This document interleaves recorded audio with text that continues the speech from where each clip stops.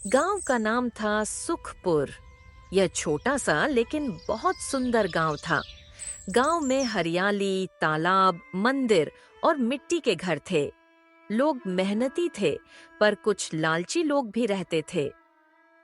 अरे भाई, अगर किसी पर भरोसा करना हो तो बस लक्ष्मण पर करो। हाँ, लक्ष्मण बहुत अच्छा आदमी है। वह कभी धोखा नहीं देगा।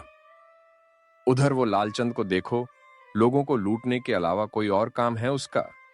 इसका फल उसे एक दिन जरूर मिलेगा।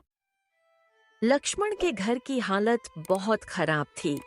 उसका छोटा सा परिवार था, बूढ़ी माँ और छोटी बहन। लक्ष्मण सुबह खेतों में काम करता और शाम को मजदूरी।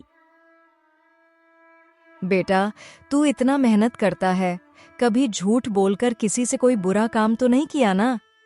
नहीं माँ, झूठ से मिला सुख कभी स्थायी नहीं होता। सच्चाई ही सबसे बड़ी ताकत है। मेरा बेटा कितना अच्छा है, ऐसा बच्चा सबको मिले। हाँ हाँ, समझ गया। अब आप आराम कीजिए, मुझे काम पर जाना है। लालचंद गांव का सबसे अमीर व्यापारी था। वह लोगों से झूठ बोलकर 2 गुने दाम वसूलता। गरीब किसानों से सस्ता सामान खरीदकर शहर में महंगे दाम बेचता। हाँ हाँ हाँ, मूर्ख गांव वाले, जितना ठगूंगा उतना मेरा फायदा। यही असली समझदारी है। आप ऐसा क्यों करते हैं?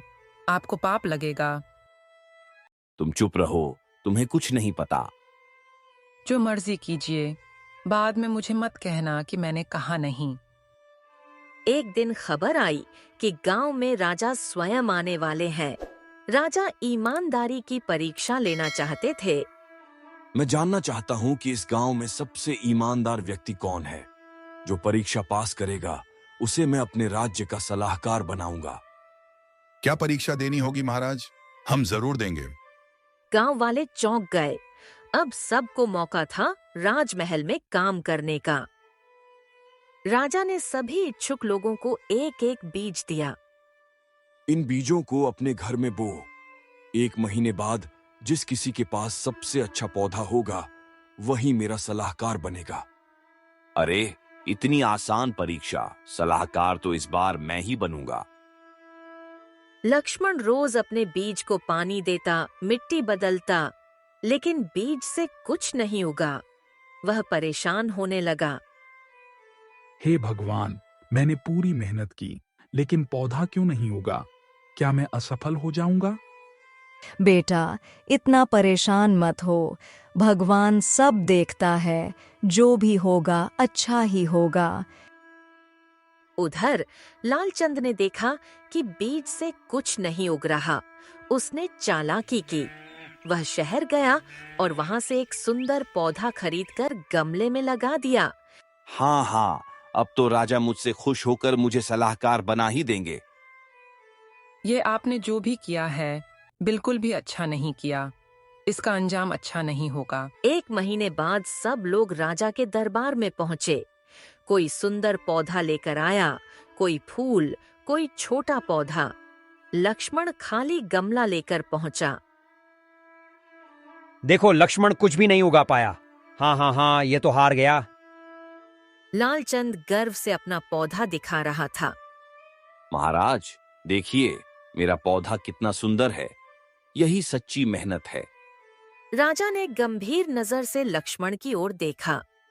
लक्ष्मण, तू खाली गमला क्यों लाया? लगता है तूने सच्चे दिल से मेहनत नहीं की है। महाराज, मैंने पूरी ईमानदारी से बीज बोया, रोज पानी दिया, देखभाल की, लेकिन पौधा नहीं उगा। झूठा पौधा लगाकर आपको धोखा देना मुझे उचित नहीं लगा। गांव वालों, सुनो सच्चाई। मैंने जो बीज दिए थे वे पहले से ही उबाले हुए बीज थे। उनसे कभी पौधा उग ही नहीं सकता था। इसका मतलब यह है कि जिसने पौधा लाया है उसने धोखा किया है, और जिसने खाली गमला लाया है वही सच्चा और ईमानदार है। लालचंद शर्म से सिर झुका लिया। लक्ष्मण इस गांव का सबसे ईमानदार व्यक्ति है। आज से यह मेरा सलाहकार होगा। गांव वाले खुशी से तालियां बजाने लगे। बदला लेने के लिए कुछ दिनों बाद लालचंद एक साजिश करता है। इस लक्ष्मण का कुछ करना पड़ेगा, इसकी वजह से महाराज के सामने मेरा सिर झुक गया। फिर लालचंद एक गुंडे से राजमहल में चोरी करवाता है और उसका इल्जाम लक्ष्मण पर आता है। लक्ष्मण, तुमसे यह उम्मीद नहीं थी। आज से तुम यहाँ पर काम नहीं कर सकते। महाराज, मैंने कुछ नहीं किया, मेरे साथ यह अन्याय मत कीजिए। पूरा गांव में यह बात फैल गई कि लक्ष्मण ने महल में चोरी की है।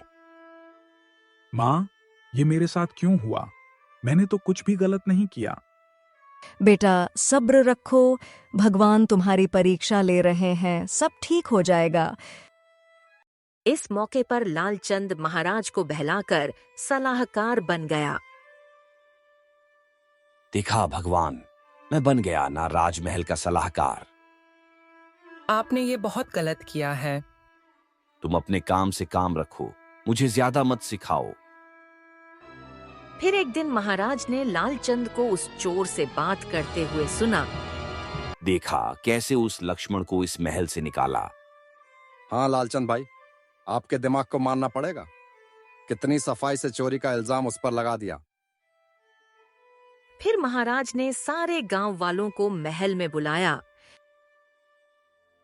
अरे भाई लालचंद, ये लक्ष्मण ने चोरी की है, पता है तुम्हें? नहीं महाराज, मुझे कैसे पता होगा? लक्ष्मण किस चीज की चोरी की थी, तुमने सबको बता दो।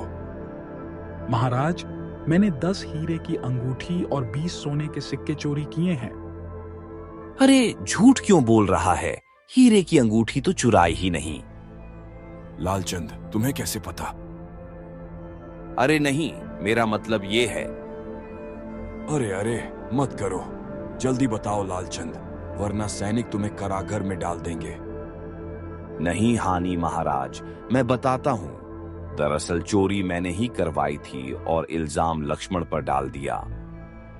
हाँ सुनो गांव वालों, असली चोर हमारा लक्ष्मण नहीं है, यह लालचंद है असली चोर। लक्ष्मण मेरे भाई, मुझे माफ कर दो, मैंने बदले के वाव में यह सब किया। महाराज ने लक्ष्मण से माफी मांगी और फिर उसे फिर से काम पर रख लिया।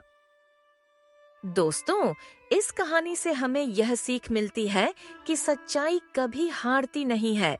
भले ही झूठ थोड़ी देर के लिए जीत जाए, लेकिन अंत में सच्चाई ही सबसे बड़ा हथियार बनती है।